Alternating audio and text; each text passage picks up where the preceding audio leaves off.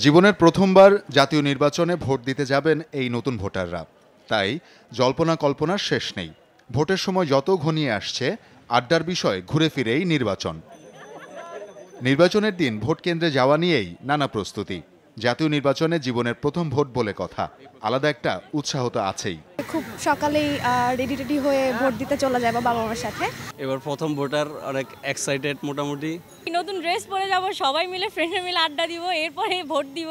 সারা দেশ যেখানে ফেস্টিভ একটা মুড আছে, আমার তো নিজের মধ্যে ফেস্টিভ মুড তো অবশ্যই আছে। ছোটবেলায় আমি বাবা মার সাথে গিয়েছি ভোট দেখতে, এখন এবার আমি বাবা মার সাথে গিয়ে ভোট দিব। স্বাভাবিকভাবেই দেশ পরিচালনায় প্রার্থী নির্বাচনের মতো গুরুদায়িত্ব প্রথমবারের মতো বেশ উপভোগ করছেন নতুন ভোটাররা। চলছে প্রত্যাশা আর প্রাপ্তির হিসেব নিকেশ।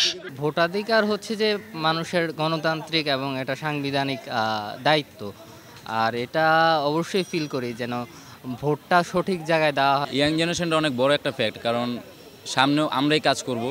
তো দেখা যাচ্ছে একটা ভোটের জন্য অনেক ইম্পর্টেন্টভাবে সব কিছুভাবে দেখা উচিত। জনগণের জন্য কতটুকু কাজ করবে এরকম আমরা তাদেরকে জাজ করেই আমরা আমাদের ভোটটা প্রয়োগ করব। এবং দলমত নির্বিশেষে সকলের জন্য গ্রহণযোগ্য ও গণতান্ত্রিক একটি নির্বাচন এখন সকলের দাবি।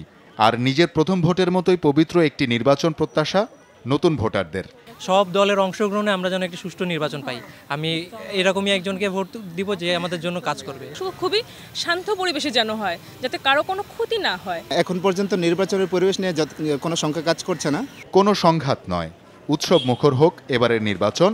নতুন প্রত্যয়ে দেশ গড়ার অঙ্গীকার আসুক প্রতিটি রাজনৈতিক দলের পক্ষ থেকে, এই প্রত্যাশা নতুন ভোটারদের।